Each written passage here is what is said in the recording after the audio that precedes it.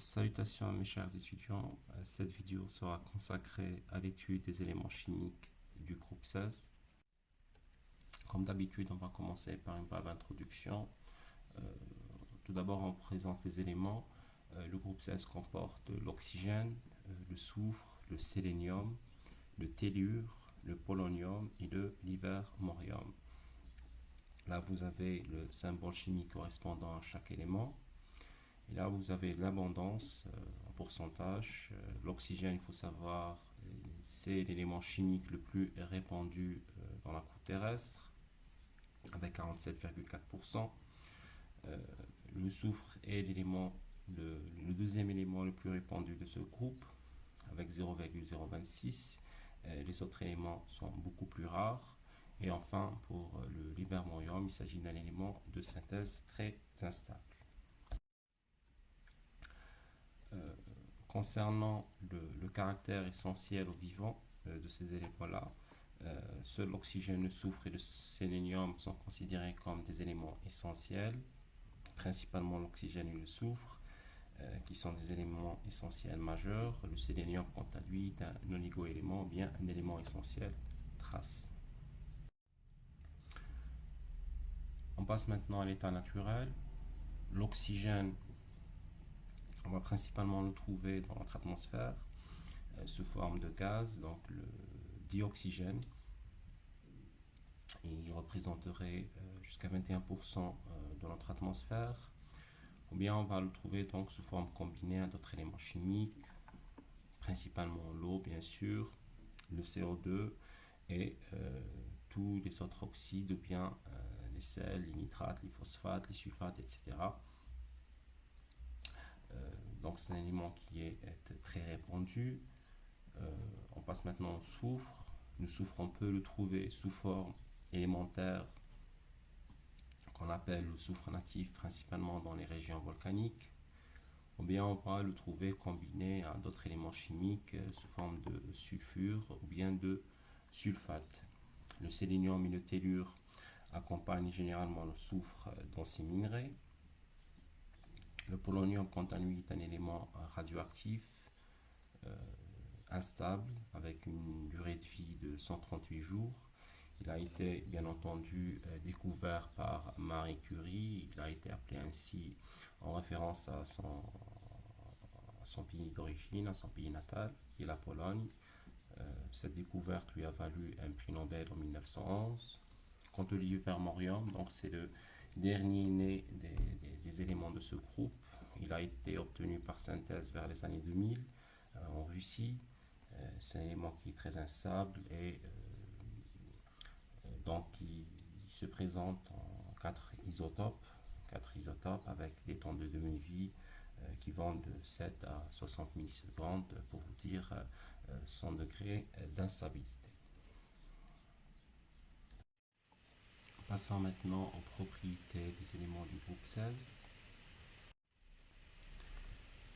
On va commencer par les propriétés électroniques. Sur ce tableau, vous avez les configurations électroniques correspondant à chaque élément. Ces éléments, ils ont une configuration électronique de type NS2 MP4, 2 électrons S et 4 électrons P. Ils vont présenter plusieurs états d'oxydation qui vont de -2 jusqu'à +6. Et enfin, pour ce qui est de la charge nucléaire effective, les charges nucléaires effectives de ces éléments sont relativement importantes. Leurs valeurs vont augmenter dans les groupes et bien sûr ça va avoir une répercussion directe sur les autres propriétés périodiques, comme on l'a déjà très bien expliqué lors de l'étude des éléments chimiques et des groupes précédents. On va essayer de parler un petit peu des états d'oxydation. Donc on va commencer par l'état d'oxydation -2. Il s'agit de l'état d'oxydation que ces éléments vont avoir lorsqu'ils vont réagir avec les éléments qui sont peu électronégatifs, et principalement les éléments du premier et du deuxième groupe. La tendance donc à former cet état d'oxydation va diminuer dans ce groupe avec la diminution, comme on va le voir, avec la diminution de l'électronégativité.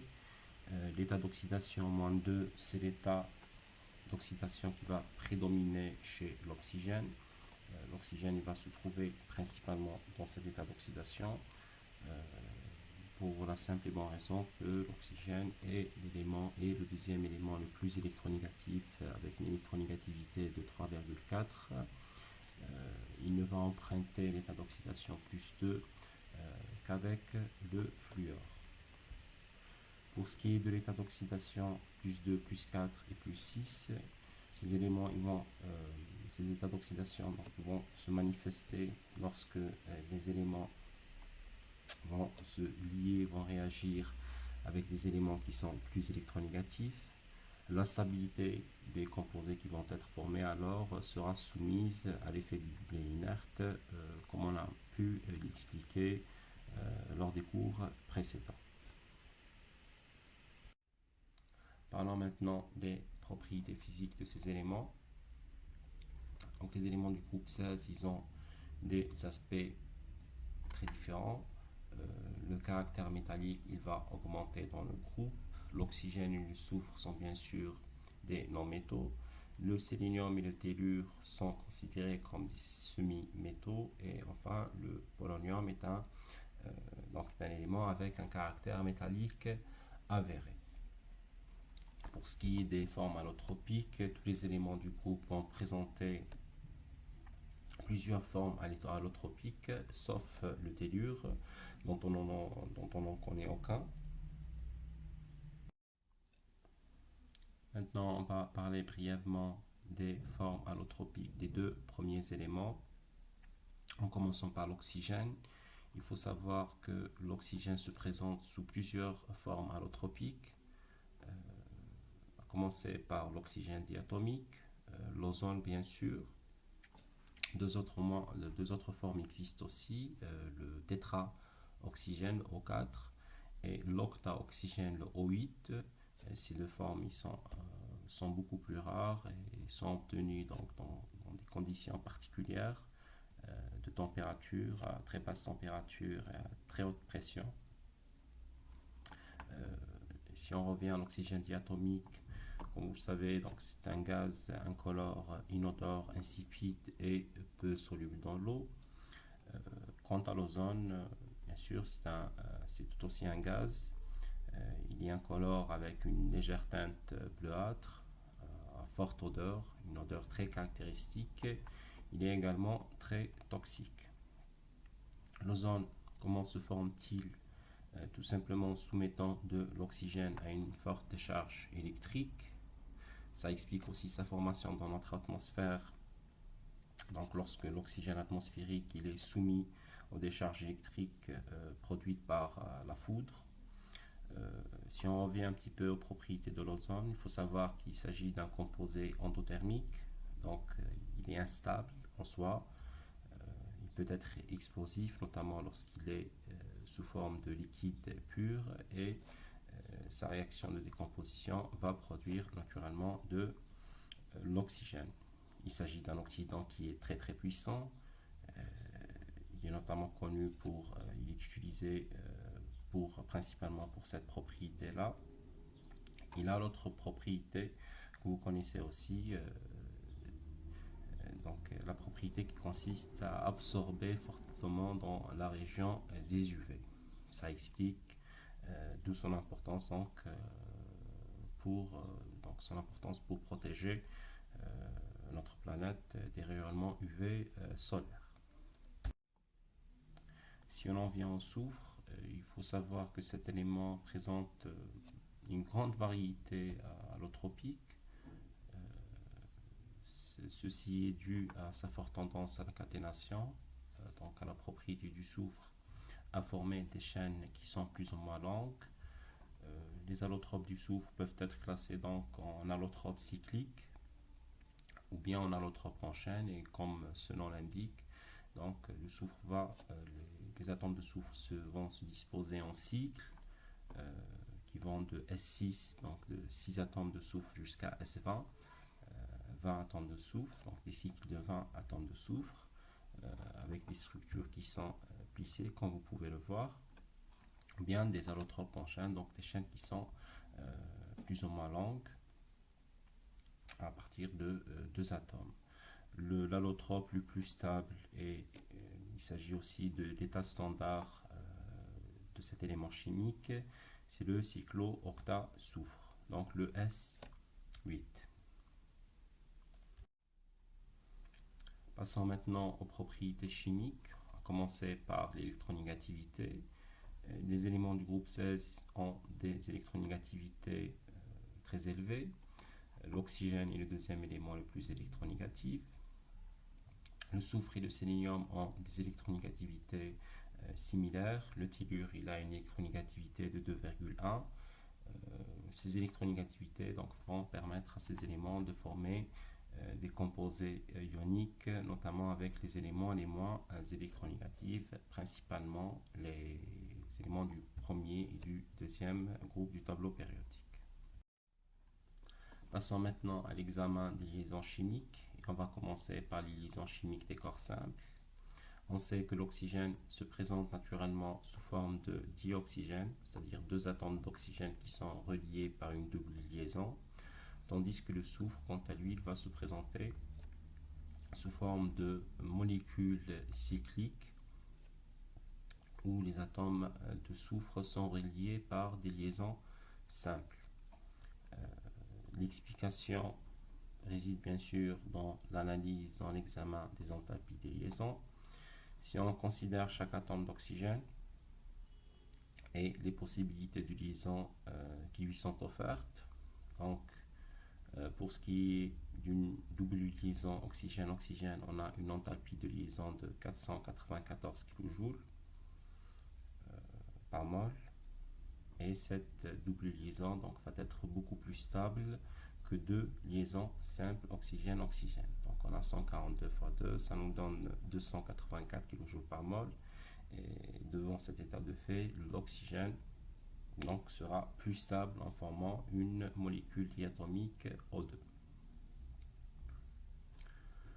Si on passe maintenant au soufre, donc deux liaisons simples soufre-soufre vont avoir une enthalpie de liaison de 536 kJ par mol au lieu de 425 kJ par mol que va conférer donc une double liaison soufre-soufre. Ici, donc, on va comprendre que le soufre sera plus stable en formant des chaînes conformant une double liaison. Si on revient un petit peu à la liaison simple oxygène-oxygène, donc une liaison de 142 kJ par mol qui est considérée comme étant une liaison faible, ça explique notamment donc le caractère instable des composés qui vont contenir ce genre de liaison, à commencer par l'ozone, mais surtout le peroxyde d'hydrogène. Examinons maintenant les liaisons chimiques que vont former l'oxygène ou bien le soufre avec d'autres éléments chimiques au sein des corps composés respectifs.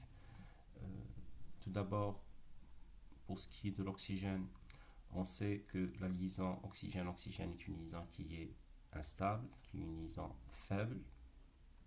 Donc cet atome-là, il aura tendance à se stabiliser en formant des liaisons chimiques avec d'autres éléments. Tout d'abord l'hydrogène, principalement, vu que l'enthalpie de la liaison oxygène-hydrogène elle est de 459.